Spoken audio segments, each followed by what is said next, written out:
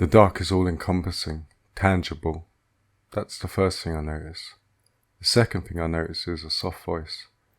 At first I can't make out the words, but slowly my ears tune in. After, we will then take it to stage 2. But we have a long way to go before then. I fade out, as does the voice. Darkness, silence. I cannot move. My distress increases as I try and fail to move my limbs and open my eyes. Fully conscious now, struggling against the darkness and the immobility. Then the soft voice again. Relax, my friend. It will soon become clear. Relax, my friend. The voice, although soft, is anything but relaxing and definitely not friendly. Clarity seems elusive. I try and slow my heart rate and calm myself. The voice continues with its almost mocking, menacing overtones. I try and focus on the present, but my head is swimming with the recent past. How did I get here from there? It all becomes too much. Darkness.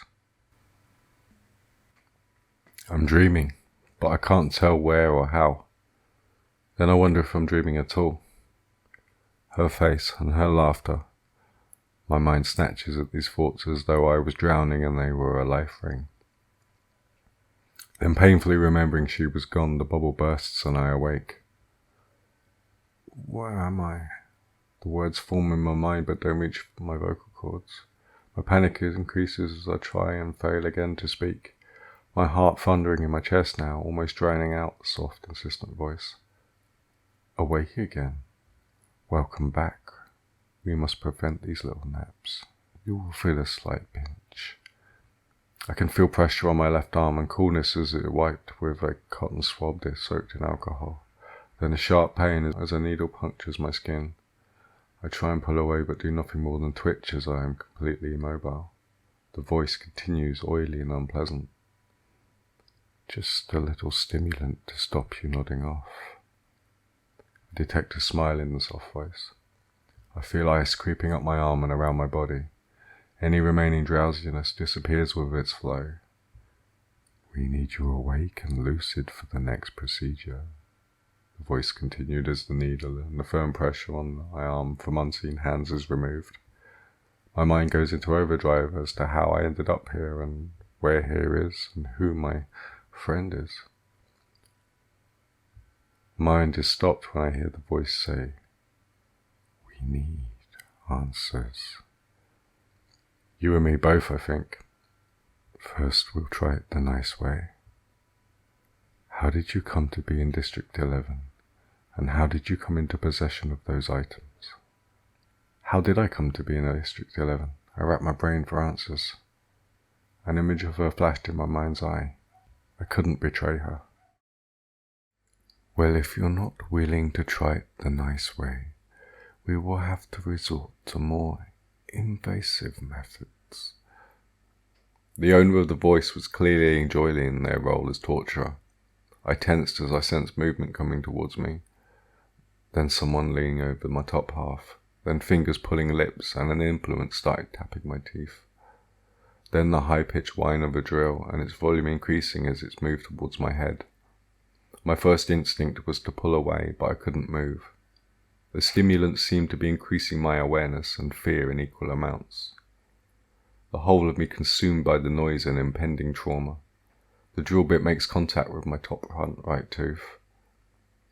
My skull vibrates at the frequency of the drill, pressure increasing in my mouth, the whine increasing in pitch, as does the size of the hole being made in my tooth.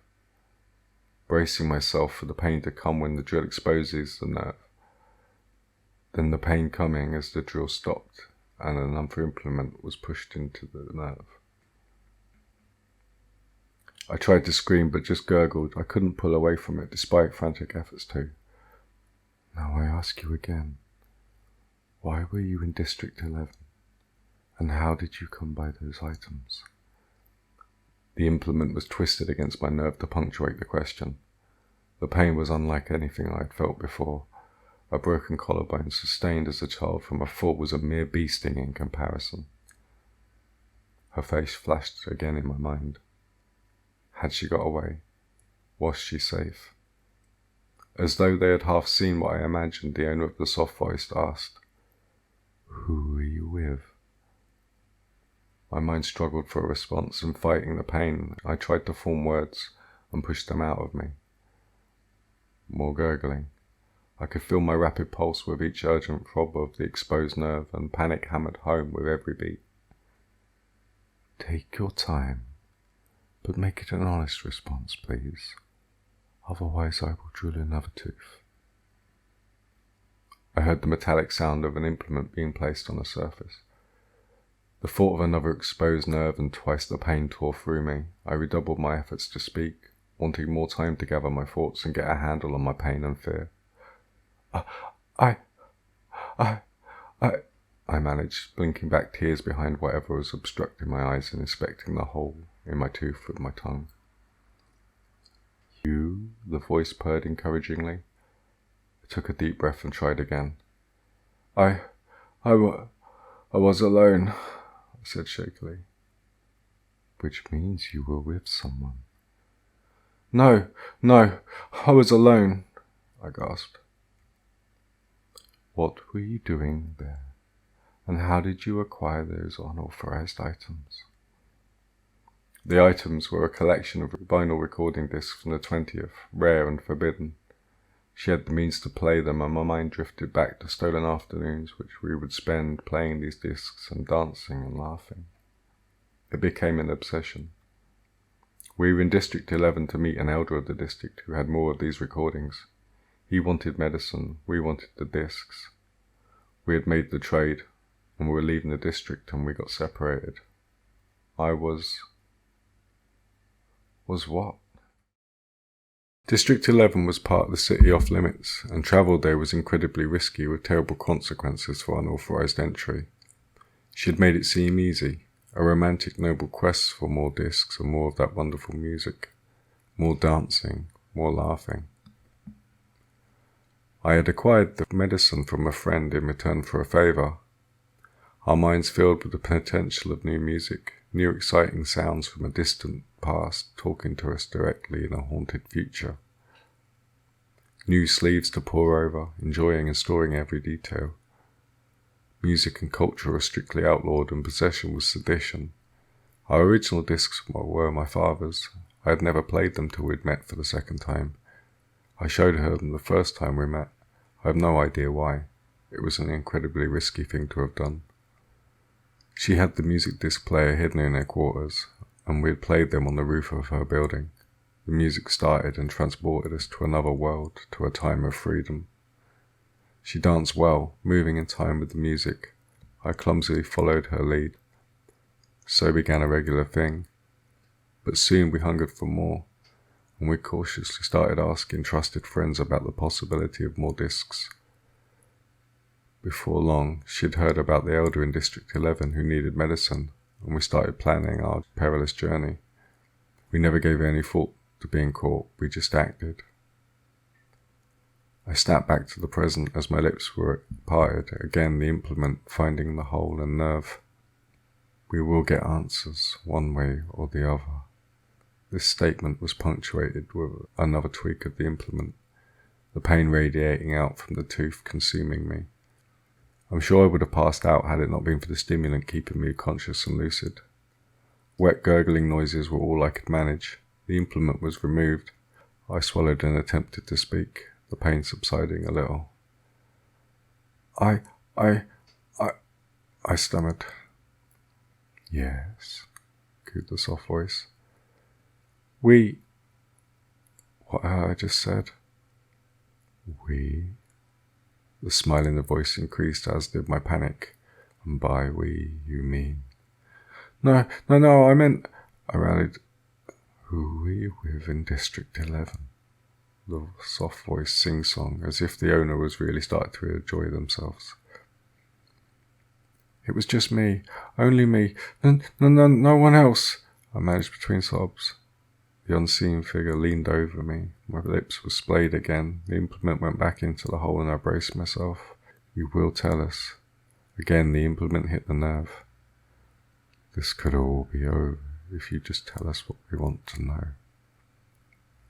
But despite the agony, I just couldn't. We had fallen in love listening to those three voices echoing from an unrelatable past.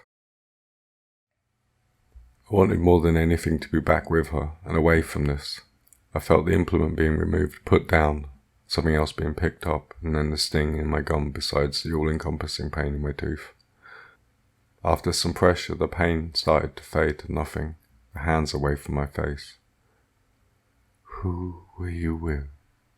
The same deranged smile in the voice. With my wits returning, my mind went back to her. How we made love to the sound of Ella Fitzgerald tenderly on a warm spring morning. I was transported by the memory of her flawless skin and her warm tactile embrace. It was me alone, I heard myself saying. Why lie? I know you were not alone. The soft voice, still mocking, still smiling. I was alone. You continue to lie. Do you want to go back to the hard way? A firm hand grabs my testicles. How about here? I was alone, I spat defiantly. So be it, hissed the voice. A horrific pain shot from my testicles, through my torso, ending in my armpits. I screamed so hard my voice gave out and the scream died. Who were you with? The grip tightening and my pain increasing with the question. I was alone. My vocal cords unable to make the sound, more tears welling up behind the blindfold. I was alone. Alone, I whispered. Why are you protecting them? Who are they to you that you would suffer this? I continued my whispered mantra. The hand gave me a final squeeze and released me. You must love them. I barely heard this, as though the soft voice was whispering to themselves. The pain emanating from my crotch was throbbing through me in waves, snot and tears streaming from me as I maintained my assertion I was alone. Though I wanted to shout I did love her, but knowing to do so would be to betray her. I could feel the presence lean over me and I could hear breathing, then warm breath on my ear. I had to be sure. The voice whispered, suddenly different, familiar. I was overcome when the blindfold was removed. I had to be sure you wouldn't betray me and that you truly loved me. I blinked and tried to focus my eyes so I could confirm what my ears were telling me. Slowly my eyes adjusted to the light and her face was looking over me. Please forgive me. I had to be sure. My mind, reeling,